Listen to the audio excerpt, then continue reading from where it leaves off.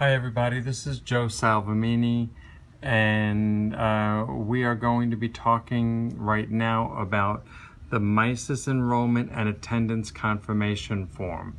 Just for a little background, teachers at Carlson need to not only be teachers, but they need to also take on part of the role of the school registrar, because our parents cannot come into the offices in North Hollywood in order to enroll their child.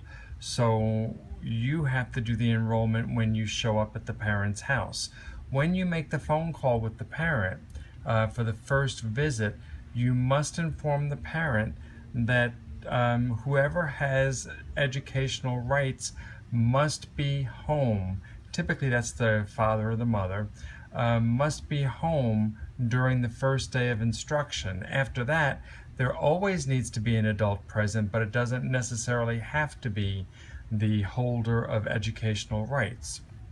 And one of the reasons why the parent needs to be there when you show up on that first day is that they have to complete all the paperwork, the enrollment paperwork, in order for the student to be enrolled at Carlson. Think of how it's done at your typical school setting, where a parent comes into the office with their child for enrollment. If the parent has all the paperwork filled out, then the parent is able to leave the child there, and the child can then go to his or her class. At Carlson, we have to do something similar. When we get all of this enrollment paperwork in, this is your permission form in order to go back to the home for the second day. If you do not have this MiSIS enrollment and attendance confirmation form filled out and faxed over to us, attesting to the fact that you have all of these forms completed, because this, the meal application, the enrollment discharge form, the home language survey, and so forth. If you don't attest to this, then you do not have permission to go back and work with the student the second day. This form, once you complete the form, the parent down here has to sign the form, because it's also letting the parent know that you need all these documents in order to come back the following day. You wind up putting your name here and your signature, saying to us that within 3 days of enrollment, you will either hand deliver the documents to Carlson, school mail the documents today, or US mail the documents today, and you put today's date.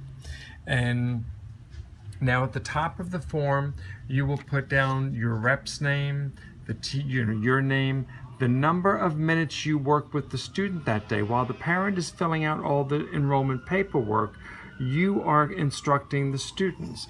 You put down the date, the CSI number of the student, what the E-code was, and the E-date.